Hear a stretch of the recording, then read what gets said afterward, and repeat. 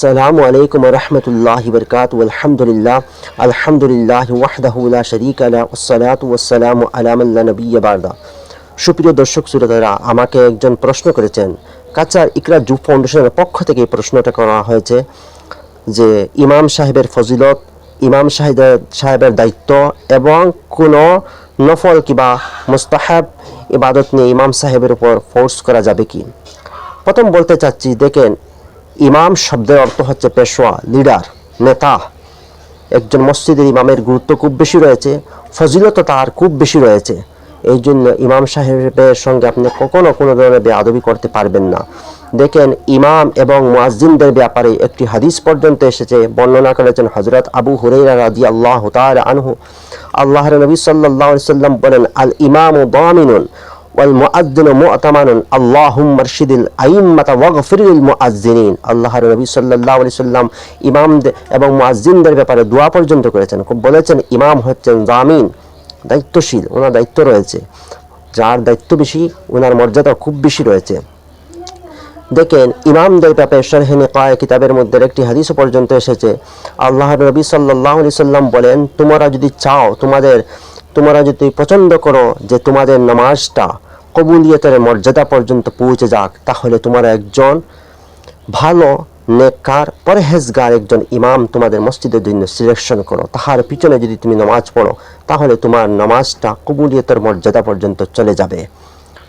এবং বলেছেন, ইমাম হচ্ছে তোমরা এবং আল্লাহর মাঝখানে মাধ্যম। আল্লাহর নবী বলেছিলেন মাধ্যম। এখন চিন্তা করেন, যে ব্যক্তি আপনার এবং আল্লাহর মাঝখানে মাধ্যম হয়ে যান, ওই ব্যক্তির মর্যাদা কোথায় গিয়ে পৌঁছে যায়। অন্য হাদিসের মধ্যে উল্লেখ রয়েছে। তদ্রুপভাবে ইহইয়াউল উলুম কিতাবের মধ্যে ইমাম গাজালি রাহমাতুল্লাহি আলাইহি সলফে সালিহিনদের একটি কথা উল্লেখ করেছেন আইম্মা ইকরামদের ব্যাপারে, যে সলফে সালিহিনগণ বলেছেন যে আম্বে ইকরামগণের পরে উলামা ইকরামদের মর্যাদা এবং এর পরেই রয়েছে আইম্মা ইকরামদের মর্যাদা। ইহইয়াউল উলুম কিতাবের মধ্যে ইমাম গাজালি রাহমাতুল্লাহ আলাইহি এই কথাটি, এই মকুলাটা উনি এনেছেন। দেখেন, ইমামের মর্যাদা কতটুকু রয়েছে। প্রায় সময় সমাজের মধ্যে দেখতে পাওয়া যায় যে ইমাম সাহেবের উপর অনেক ধরনের একটা ফোর্স কিংবা তো তাদের উপরে নানা ধরনের নির্যাতন করা হয়। দেখেন, একজন ইমাম যদি আপনি যার পিছনে আপনি নামাজ পড়তেছেন তার মর্যাদা রয়েছে, দেখেন ইমাম সাহেবের মধ্যে যদি কোনো ধরনের কমি যদি না হয়, উনি ফরজ ওয়াজিব সব কিছু ভালোভাবে আদায় করে যাচ্ছেন, মসজিদের যে দায়িত্ব রয়েছে ভালোভাবে পূর্ণাঙ্গভাবে উনি আদায় করে যাচ্ছেন, তদ্রুপভাবে ফিস্ক ফুজুর গুনাহের কাজের মধ্যে উনি লিপ্ত নয়, এর থেকে বাঁচিয়ে চলতেছেন, মানুষদেরকে দিনের পথে দাওয়াত দিতেছেন, এরপরেও উনি হকের উপরে রয়েছেন, তারপরেও যদি আপনি ইমাম সাহেবের বিরোধিতা করেন, কোনো নফলি মুস্তাহাব ইবাদত নিয়ে যদি ইমাম সাহেবের উপরে আপনি ফোর্স করতে পারবেন না, যেহেতু উনি ইমাম, উনি আলিম, উনি জানেন কি করতে লাগবে। ফরজ ওয়াজিব নয়, মুস্তাহাব কিংবা নফল নিয়ে আপনি ওনার উপরে ফোর্স করতে পারবেন না।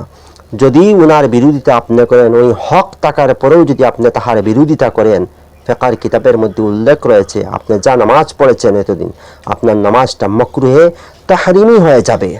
ভালো করে বুঝে নেন, আপনার যা নামাজ আদায় করেছেন আপনার নামাজটা কিন্তু মাকরুহে তাহরিমি হয়ে যাবে।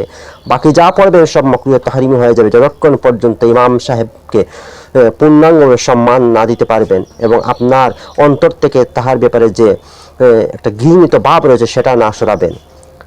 উনি যদি হকের উপরে থাকেন, যেমন ফতোয়া শামীর মধ্যে উল্লেখ করা হয়েছে, ওয়ালা আম্মা কওমান ওহুম কারিহুন আন্নাল কারাহাতা লিফাসাদিন ফীহিম আও লিআন্নাহুম আহাক্কু বিল ইমামাতি মিনহুম লাহু যালিকা তাহরীমান, মাকরুহ তাহরীম হয়ে যাবে। একটা হাদিসও ইমাম শামী রাহমাতুল্লাহ, আল্লামা শামী রাহমাতুল্লাহ একটি হাদিসও এনেছেন, যে হাদিসটি আবু দাউদ, সুনানে আবু দাউদের মধ্যে উল্লেখ রয়েছে, লা ইয়াকবালুল্লাহু সালাতান মান তাকাদ্দামা কওমান ওহুম লাহু কারিহুন ওয়া ইন হুয়া আহাক্কু লা ওয়াল কারাহাতু আলাইহিম। এই হাদিসের মধ্যে এসেছে যে ইমাম সাহেবের যদি উনি হকের উপরে থাকেন, উনি সব ফরজ ওয়াজিব মসজিদের সমস্ত দায়িত্ব নিয়ে পালন করে যাচ্ছেন, ওনার কোনো প্রকাশ্য কোনো গুনাহের কাজের মধ্যে লিপ্ত নয়, তাহলে আপনি ওনার যদি বিরোধিতা করেন ওনার মান ক্ষুণ্ণ করার জন্য, তাহলে মনে রাখবেন যা নামাজ আদায় করেছেন সব মাকরুহে তাহরিমি হয়ে যাবে। দেখেন, আল মুহিতুল বুরহানি কিতাবের মধ্যেও এই মাসআলাটা আনা হয়েছে যে আপনার নামাজটা মাকরুহ তাহরিমি হয়ে যাবে। 2 নম্বর কথা হচ্ছে, প্রায় সময় দেখতে পাওয়া যায় কোনো মসজিদের মধ্যে ইমাম সাহেবকে ফোর্স করা হয় যে আপনি তাবলীগ জামাতে 40 দিন লাগিয়েছেন কিনা, কিবা তো যদি না লাগান তাহলে আপনি লাগাতে লাগবেই। কিবা তো বলা হয় আপনি 12 তসবিহ জানেন কিনা, যদি না জানেন আপনি শিখিয়ে 12 তসবিহ করতেই লাগবে। তদ্রূপভাবে বলা হয় আপনি মিলাদ কিয়াম জানেন কিনা, আপনি করতেই লাগবে। আমি আবার বলছি, করতেই লাগবে এই শব্দটা ফরজ ওয়াজিবের ক্ষেত্রে ব্যবহার করা হয়, মুস্তাহাব কিংবা নফলের ক্ষেত্রে নয়। আপনি যদি বলেন করতেই লাগবে, তাহলে এই যাগুলো আমি বলেছি এগুলো বোঝা যায় এগুলো ফরজ কিংবা তো ওয়াজিব হয়ে গেছে। মনে রাখবেন, মুস্তাহাব কিংবা তো নফল কিংবা তো মুস্তাহসান যেগুলো রয়েছে এগুলিকে যদি আপনি ফরজ কিংবা তো ওয়াজিবের কাতারে নিয়ে দাঁড় করান তাহলে নিঃসন্দেহে সেগুলি বিদআতে পরিণত হয়ে যায়। মুস্তাহাব যা রয়েছে তার স্থানে তাকে রাখতে লাগবে, ফরজ যা হয়েছে তার স্থানে তাকে রাখতে লাগবে। আপনি ইমাম সাহেবকে এইগুলো জিনিস নিয়ে আপনি ফোর্স করতে পারবেন না। আপনি দেখেন ইমাম সাহেবের কেরাত শুদ্ধ কিনা, উনি ইলমে জ্ঞান কতটুকু রয়েছে, উনি ফরজ ওয়াজিব সুন্নতের ক্ষেত্রে উনি কতটুকু দায়িত্বশীল রয়েছেন। এরপরে আপনি দেখেন উনার আমাল, উনার চরিত্র কেমন, সবগুলি যদি ভালো হয়ে থাকে তাহলে কেন আপনি উনার পিছনে এই সাধারণ এই মুস্তাহসান যে কাজগুলি নিয়ে উনার উপরে আপনি চাপ সৃষ্টি করে থাকেন। এগুলি যদি করে থাকেন মনে রাখবেন, একজন ইমাম সাহেবের বিরুদ্ধে যদি আপনি এমনি করে থাকেন তাহলে মনে রাখবেন আপনার সমস্ত নামাজ মাকরুহ তাহরিমি হয়ে যাবে। ফতোয়া শামি আল মুহিতুল বুরহানি কিতাবের মধ্যে পরিষ্কারভাবে উল্লেখ রয়েছে। এখন আসুন, ইমাম সাহেবগণের দায়িত্ব রয়েছে। একজন ইমাম যদি মসজিদের ইমাম হয়ে যান উনার দায়িত্ব প্রচুর রয়েছে, যেহেতু যার যতটুকু মর্যাদা তার দায়িত্বও এতটুকু রয়েছে। একজন মসজিদে ইমাম হওয়ার পরে আপনি দেখতে লাগবে আপনার হামসার মধ্যে কে কে বেনামাজি রয়েছেন। আপনি যত সম্ভব তাদেরকে নামাজি বানানোর চেষ্টা করেন, মানুষের সঙ্গে ভালো আখলাক ব্যবহার করেন, মানুষকে হকের পথে দাওয়াত দেন। ফরজ ওয়াজিব সুন্নত মুস্তাহাব নফল সবগুলির কথা মানুষকে পরিষ্কারভাবে বলে দেন, কোনো কিছু লুকাইবেন না। আপনার এটা আল্লাহ রাব্বুল আলামিনের পক্ষ থেকে আপনাকে দায়িত্ব দেওয়া আছে। একটা ইমাম মসজিদে বনা সাধারণ কথা নয়, আল্লাহর পক্ষ থেকে আপনি নির্ধারণ হয়েছেন, যার কারণেই আপনি মসজিদের ইমাম হয়েছেন। কাল কিয়ামতের দিন আপনার হামসায়ের ব্যাপারে আপনার কাছে আল্লাহ রাব্বুল আলামিন প্রশ্ন করবেন, আপনি কি জবাব দিবেন? যদি আপনি এই ইমামের দায়িত্ব পূর্ণাঙ্গভাবে যদি আদায় না করেন তাহলে কিয়ামতের ময়দানে আপনি আটকে যাবেন। যাই হোক, হামসায়া যারা রয়েছেন, লোকেরা যারা রয়েছেন তাদেরও দায়িত্ব। ইমাম সাহেবের আপনি ফোর্স করতে পারবেন না। উনি জানেন, উনি আলিম হয়েছেন, উনি ভালো করে জানেন কি জায়েজ কি না জায়েজ, কি ফরজ কি ওয়াজিব। আপনি দেখেন ইমাম সাহেবের যদি কোনো খুঁত না থাকে, বাহ্যিকভাবে উনি কোনো ওনার আমল সব কিছুই ভালো, তাহলে আপনি উনি সাধারণ জিনিস নিয়ে আপনি ফোর্স করবেন না। এগুলি মুস্তাহসান মুস্তাহাব নফল এগুলি নিয়ে আপনি ইমাম সাহেবের উপরে আপনি ফোর্স করতে যাবেন না। নতুবা আপনার যদি ফোর্স করতে যান, ইমাম সাহেব অনেক সময় ইমাম সাহেবের উপরে দুর্ব্যবহার পর্যন্ত করা হয়। দেখেন আমি আগেও বলেছি আপনার কিন্তু নামাজ মাকরুহ তাহরিমি হয়ে যাবে।